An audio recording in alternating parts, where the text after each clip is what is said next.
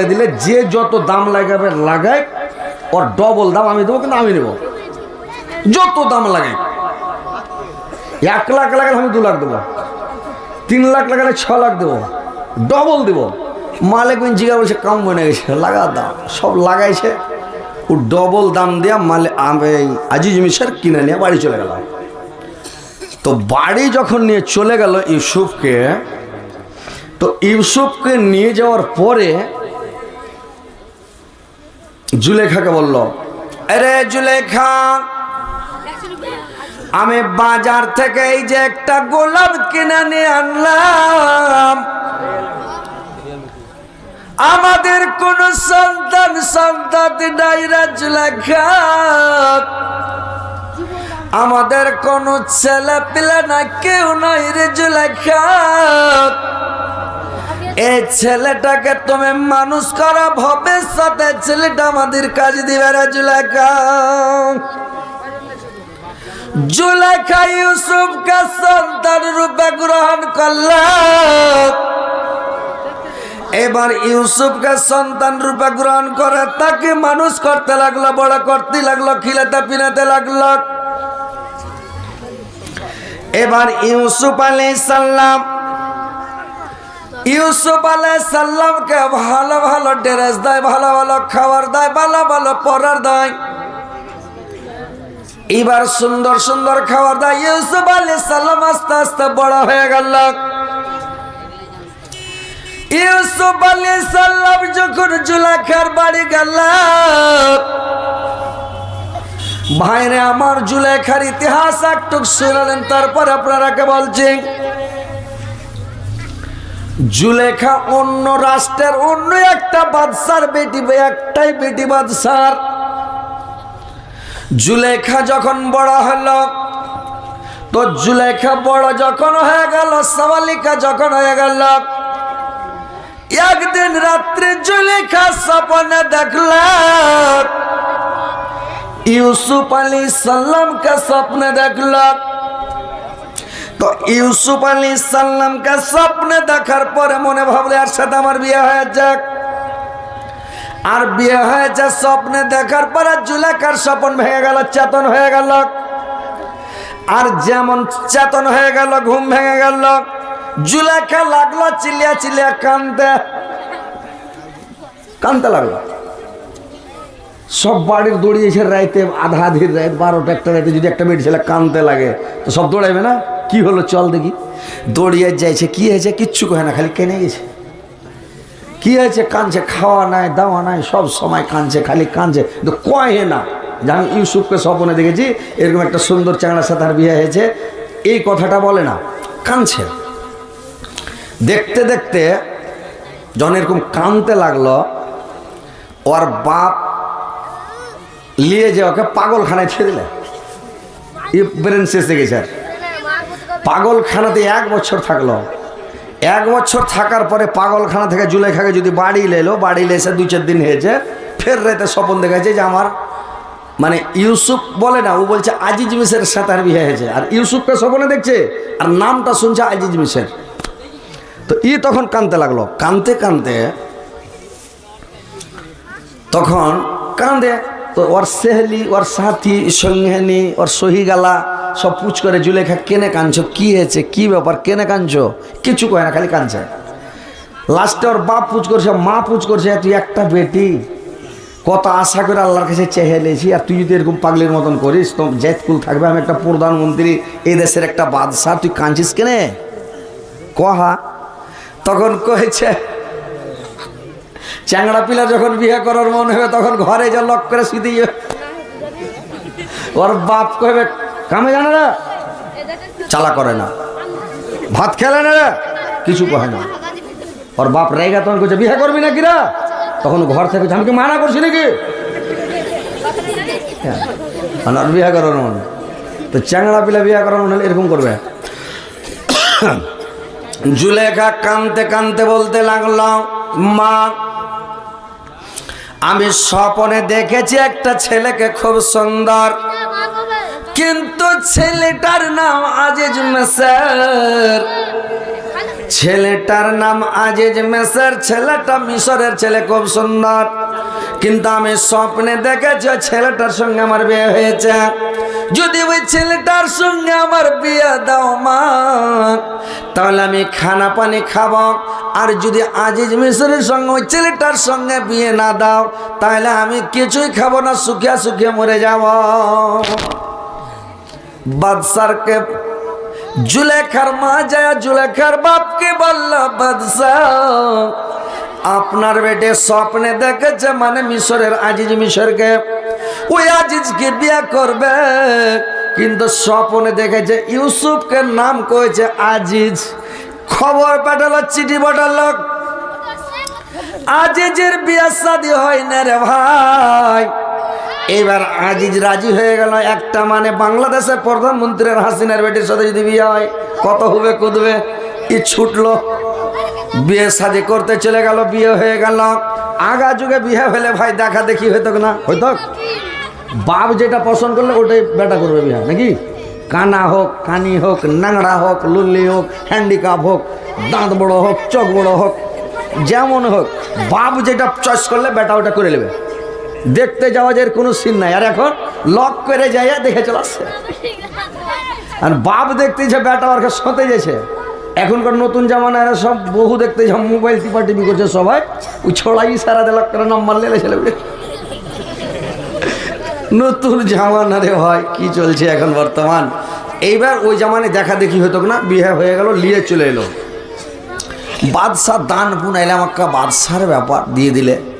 আজিজ মিসের বিয়ে করে এলো, বিয়ে করে এসে এবার বেসর ঘর দিয়েছে। হুবে তো খালি কুদছে জুলেখা, বাপরে। যেটা আজিজকে স্বপ্নে দেখেছি কাম হয়ে গেছে। দেখেছি ইউসুফকে নাম বলছে আজিজের। এইবার ঘরে জুলেখা যা বসে আছে, হুবে কুদছে। এইবার যখন সব শামস উঠে গেল রে ভাই, গোটা বাণী যখন সব শামস হয়েছে, তখন লাস্টের বেলা এইবার আজিজ মিসের ঘরে ঢুকলো। ঘরে বাতি জ্বলছে। আর এইবার করেছে কি, মানে এইবার যখন ঘরের মধ্যে বাতি জ্বলছে, এইবার আজিজ মিসর যেমন ঘরে গেছে, আর জুলেখা দেখে লেছে আজিজকে, ই ঘরে ঢুকে হুড়কা লাগিয়েছে, খিল ঢুকে দিলে। তখন জুলেখা বুঝে গেল এটাই আমার স্বামী, এটা ছাড়া কে হবে। ও এসে যে কপাট লাগাইছে, খিল ঢুকছে, অন্য লোক তো লাগাবে না, এটাই মনে হয় আমার স্বামী। আর আজিজ মেসের একবারে মুদ্দেরা মুখ খাবার, চুল নাই, দাড়ি নাই, মোচ নাই, কোনো কিছু নাই, চোখের ভুরু টুরু নাই, সব টাকলু হয়ে আছে।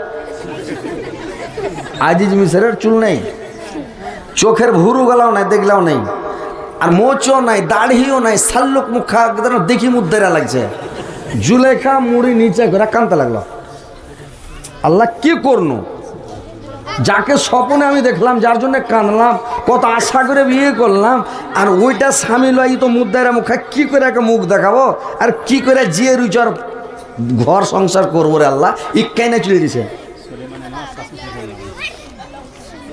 এই রে বাপরে, তো সাংঘাতি ব্যাপার। ফার্স্টে একবার একটু শুনেন, তারপরে দেন, টাকা তো নিব। কি সলেমান? সোলেমানের মা দিলে শাশুড়ি শ্বশুরের নামে। শাশুড়ি শ্বশুর কত ভালো চলে যে ভাই, আহা সুবহানাল্লাহ। ভালো না হলে টাকা দিত না, একটু বদমাশ হলে দিত না। দেখ ভালোই ছিল মাশাআল্লাহ। আল্লাহ ওরাকে জান্নাতবাসী করি, আল্লাহ তুমি জান্নাত দিয়ে দিও, আমিন আল্লাহুম্মা আমিন। বাস শুনে এবার ভাইরে আমার, আজিজ মিসর ওর কাছে গেছে। জুলেখা মুড়ি নিচা করে কাঁদছে, আর জুলেখা মুড়ি নিচে করে কাঁদছে। আজিজ মিশরের দিকে চোখ তুলে তাকায় না, আজিজের দিকে দেখায় না, চোখটা ঝরঝর ঝরঝর করে পানি বইছে। আজিজ মিসর খুবই খুশি, জুলেখা খুব সুন্দর। ওর সামনে যায় ওকে গলা খা করছে, দেখবে হার দিকে, দেখে না। থাবড়ি বাজেছে, তাও দেখে না। এরকম তাও দেখে না। ইশারা মারছে, তাও দেখে না। কি করবে? লাস্টে আজিজ সাহেব যায় ওর মুখ খানকে ধরে চেড়ে ছেড়ে দেয়। ধৈরে যেমন চেড়েছে, মুখখানকে ধৈরে যেমন চেড়েছে, তোর মুখখানটা দেখে লাগছে আজিজ মিসরের মায়ের মতন। ইওর মুখ ছেড়ে দেয়, উল্টে পড়ে বেহুশ। আল্লাহ কি করলো? ই উল্টা পড়ে বেহুশ আজিজ মিসর। ই তো হাও মাও করে সব লোকজন দৌড়ে এলো, মুখে টুখে পানি দিয়ে ওকে যদি উঠাইছে তো ওই ঘর থেকে পালাইছে। কেনে কইছে ঘর থেকে ঘরে যাও না, কেনে যখন আর মুখের দিকে দেখছে হ্যাঁ মায়ের মতন কাটিং লাগছে, তখনই আজিজ মিশর পালাইছে। তো আজিজ মিশর বললো যে একে ছেড়ে দেবো, ভাই খাওয়া যাবে না। তো জুলেখা বললো দেখো আমাকে ছাড়িও না, তুমি রাখো, তুমি আমার কাছে আসিও না, আর কাছে ভিড়িও না, কাছে আসিও না, আমাকে টাচ করিও না। তুমি করো কি একটা বাড়ি, আমাকে পার্সোনাল একটা বাড়ি বানিয়ে দাও, আর এই বাড়িতে থাকবো, আর যা সামান লাগবে তুমি স্বামী হিসেবে কিনে দিবে, দানা পানি তরি তরকারি মাই মশলা আলতা ফিতা লাড়া ডোরা ফেয়ার লাভলি লিপস্টিক লিপ জল যত যা লাগবে সবই দিবে, কিন্তু তুমি আমার কাছে আসিও না বাস। তো আজিজ মিশরের টাকার তো অভাব নেই, ও রাজি হয়ে গেল, বাস ঠিক আছে চলো বাড়ি করে সেপারেট বাড়িতে রেখে দিলে, থাকলো আছে। এইবারে তখন আজিজ মিশর যখন ইউসুফকে কিনে নিয়ে যে দিলে, তো ইউসুফকে দেখা করছে সুবহানাল্লাহ, ইয়াকে স্বপ্নে দেখেছে আর বিয়ে হয়েছে, তখন ওর দীর্ঘ ছুটে গে। জুলেখা তখন ইউসুফকে খিলিয়ে দেয়। আজিজ মিশর যখন থাকা কিছু বলে না, আর আজিজ মিশর যখন বাড়ি থাকা কোনো জায়গা চলে যায় রে ভাই, তখন জুলেখা করে কি ইউসুফকে লক করে মজা করে, লক করে চিমটি কাটে, খালি মজা করে ঠাট্টা করে আর কি করে। ইউসুফ আলাইহিস সালামের কথাতে কান দেয় না, কোনো ধ্যান দেয় না, কথাও শুনে না, কিছুই বুঝে না, মজা করে ও জবই দেয় না মজাকে, বকতে থাকে। এই করতে করতে ইউসুফ বড় হয়ে গেল, ছোট ছিল বড় হয়ে গেল। এইবার জুলেখা দেখেন, কথা বুঝতে পারছো কিছু? এইবার জুলেখা তখন কি করলো, জুলেখা ইউসুফের প্রেমে পাগল হয়ে গেল।